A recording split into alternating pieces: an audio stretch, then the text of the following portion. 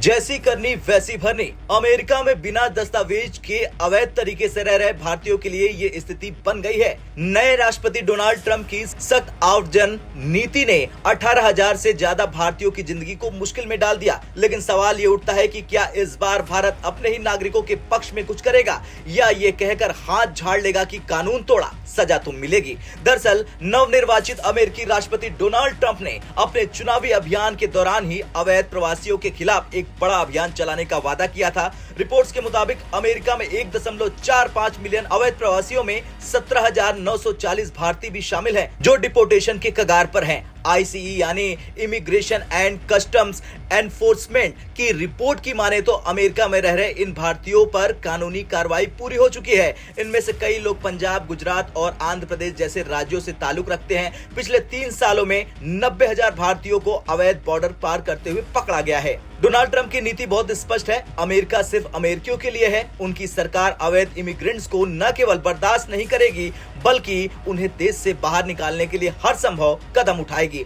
अब नतीजा क्या निकला ये भी जान लीजिए। दरअसल 20 जनवरी से राष्ट्रपति पद की शपथ के बाद अमेरिका में बड़े पैमाने पर डिपोर्टेशन ड्राइव शुरू हो सकती है। भारतीयों को घर लौटने के लिए मजबूर किया जाएगा। अमेरिका में अवैध रूप से रह रहे भारतीयों को शायद ही भारत सरकार से कोई मदद मिलेगी। वजह साफ है कि कानून तोड़ा तो सजा मिलेगी। भारत सरकार इस मामले में अमेरिका का विरोध नहीं कर सकती। भारत खुद अवैध प्रवासियों के मुद्दे से जूझ रहा, खासकर रोहिंग्या मुसलमानों की समस्या से। अब सवाल यह है कि क्या भारत अमेरिका के नक्शे कदम पर चलेगा। दरअसल भारत में अवैध इमिग्रेंट्स की संख्या काफी ज्यादा है। रोहिंग्या मुसलमान और बांग्लादेशी घुसपैठिए भारत के लिए सुरक्षा और संसाधनों का बड़ा संकट बनते जा रहे हैं। ये सवाल जायज है कि आखिर इतने भारतीय अवैध तरीके से अमेरिका में क्यों पहुंचे। दरअसल बेहतर जिंदगी का सपना, नौकरी, शिक्षा और जीवन स्तर में सुधार की चाह में लोग अमेरिका की तरफ भागते हैं। अवैध तरीके से बॉर्डर पार कराने वाले एजेंट लोगों को भावनाओं का फायदा उठाते हैं। डॉक्यूमेंट्स और वीजा की प्रक्रिया पूरी न होने के कारण लोग अवैध इमिग्रेंट्स बन जाते हैं। अब ट्रंप प्रशासन की सख्ती के कारण इन्हीं भारतीयों को अमेरिका से बाय बाय कहना पड़ेगा। भारत सरकार को अमेरिकी डिपोर्टेड भारतीयों को जल्द से जल्द समायोजित करने की योजना बनानी होगी। अवैध प्रवास को रोकने के लिए कानूनी रास्तों को मजबूत करना होगा।